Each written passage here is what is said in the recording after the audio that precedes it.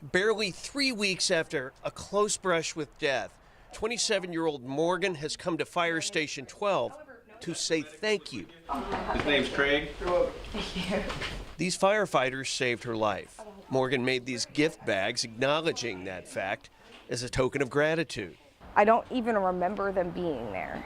I think that people who think that, oh, only junkies overdose or only junkies use or this, that, and the other, like, I'm a functioning adult. After 3 years of being clean and sober, on that dark day in early February, Morgan was drinking with a friend who offered her heroin.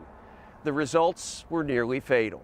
I'd never used heroin in my life, ever, not even once. Is she breathing right now? No. I don't feel like she was getting good breaths. No. Firefighters who responded told Morgan that she was turning blue. A breath every 30, 45 seconds. God. Within hours, investigators from the new Seminole County Opioid Response Effort, or SCORE, made contact with Morgan in the hospital. We can get you in contact with services, resource providers, addiction counseling, something small, something great, whatever the need is. It was more or less like, what steps can we help you make to, stay sober and clean?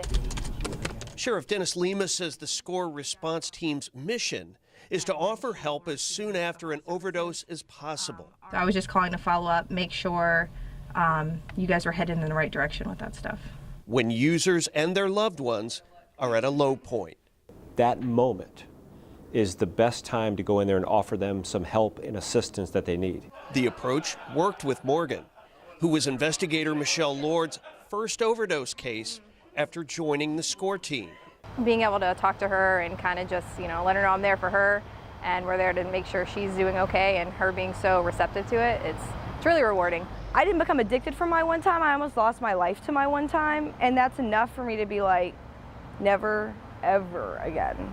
Morgan is also grateful that the man she was using drugs with that night I don't know if she's okay or not. overcame his own fear of getting in trouble and called for help. We're not there looking to see who we can get in trouble. We want to make sure we're rendering timely first aid to individuals in need of health services. We have what's called Good Samaritan laws, where we want people to know that if they find themselves in a crisis, in an emergency situation like that, they can call for law enforcement assistance, and it's not our intent to go there and prosecute them.